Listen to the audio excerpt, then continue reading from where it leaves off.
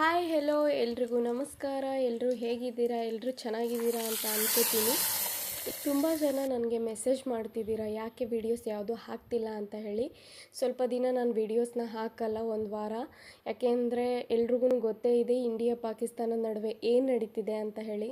ಇವಾಗ ಯುದ್ಧ ನಡೀತಿದೆ, ಎಷ್ಟೊಂದು ಪ್ರಾಣ ಹಾನಿ ಆಗ್ತಿದೆ ಅಂತ ನಿಮ್ಗೆಲ್ರಿಗೂ ಗೊತ್ತೇ ಇದೆ. ಆ ಕಾರಣಕ್ಕೆ ನನಗೆ ಯಾವುದೋ ವೀಡಿಯೋಸ್ನ ಮಾಡೋಕ್ಕೂ ಇಷ್ಟ ಆಗ್ತಿಲ್ಲ ಆ್ಯಂಡ್ ಅಪ್ಲೋಡ್ ಮಾಡೋದಕ್ಕೂ ಮನಸ್ಸಾಗ್ತಿಲ್ಲ.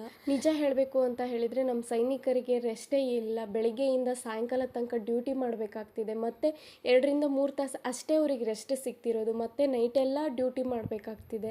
ರಜಕ್ಕೆ ಹೋಗಬೇಕು ಅಂತ ಅಂದ್ಕೊಂಡಿರೋರ್ದು ಎಲ್ಲ ರಜೆನ ಕ್ಯಾನ್ಸಲ್ ಮಾಡಿದ್ದಾರೆ. ಇನ್ನು ರಜಕ್ಕೆ ಹೋಗಿರೋರ್ಗೆ ಎಲ್ರಿಗೂ ಆರ್ಡ್ರ್ ಕೊಟ್ಟು ವಾಪಸ್ ಕರೆಸ್ಕೋತಾ ಇದ್ದಾರೆ. ಇನ್ಫ್ಯಾಕ್ಟ್ ನಮ್ಮ ರಜಾ ಕೂಡ ಕ್ಯಾನ್ಸಲ್ ಆಗಿದೆ. ನಮ್ಮ ಮನೇಲೂ ಮದುವೆ ಇತ್ತು, ನಾವು ಹೋಗಬೇಕು ಅಂತ ಅಂದ್ಕೊಂಡಿದ್ವಿ. ಬಟ್ ನಮ್ಮ ರಜಾ ಕೂಡ ಕ್ಯಾನ್ಸಲ್ ಆಗಿದೆ. ಬಟ್ ನನಗೆ ತುಂಬ ಅಂದರೆ ತುಂಬ ಹೆಮ್ಮೆ ಇದೆ. ಯಾಕೆ ಅಂತ ಹೇಳಿದರೆ ದೇಶ ಸೇವೆ ಮಾಡೋ ಅಂಥ ಅವಕಾಶ ಎಲ್ರಿಗೂ ಸಿಗಲ್ಲ. ಮನುಷ್ಯ ಎಷ್ಟು ವರ್ಷ ಕಾಲ ಬದುಕಿದ್ದ ಎಂಬುದು ಮುಖ್ಯವಲ್ಲ, ಮನುಷ್ಯ ಹೇಗೆ ಬದುಕಿದ್ದ ಎಂಬುದು ತುಂಬ ಮುಖ್ಯ. ಬಾರ್ಡ್ರಲ್ಲಿ ಡ್ಯೂಟಿ ಮಾಡೋರು ಫುಲ್ ಅಲರ್ಟಾಗಿ ಡ್ಯೂಟಿ ಮಾಡ್ತಿದ್ದಾರೆ. ಇಬ್ಬರು ಮಾಡೋ ಜಾಗದಲ್ಲಿ 10 ಜನ ಡ್ಯೂಟಿ ಮಾಡ್ತಿದ್ದಾರೆ. ಅವ್ರಿಗೆ ಸರಿಯಾಗಿ ಊಟ ಇಲ್ಲ, ನಿದ್ದೆ ಇಲ್ಲ, ನೀರಿಲ್ಲ. ನಮ್ಮ ದೇಶಕ್ಕೋಸ್ಕರ ಏನೆಲ್ಲ ತ್ಯಾಗ ಮಾಡ್ತಿದ್ದಾರೆ ಅಂತ ನೀವೇ ನೋಡಿ. ಸೈನಿಕದ ಕುಟುಂಬದ ಬಗ್ಗೆ ಕೇವಲವಾಗಿ ಮಾತಾಡುವಂಥ ಜನಗಳೇ ಎಲ್ಲಿದ್ದೀರಾ ಇವಾಗ?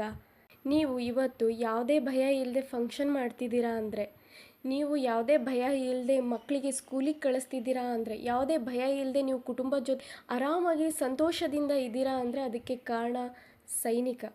ನಾನು ಈ ವಿಡಿಯೋದಲ್ಲಿ ಲೈಕ್ ಮಾಡಿ ಶೇರ್ ಮಾಡಿ ಅಂತ ನಾನು ಹೇಳಲ್ಲ. ಬಟ್ ಇದ್ರ ಬಗ್ಗೆ ನಿಮ್ಮ ಒಪಿನಿಯನ್ ಏನು ಅಂತ ಕಮೆಂಟ್ ಮೂಲಕ ತಿಳಿಸಿ.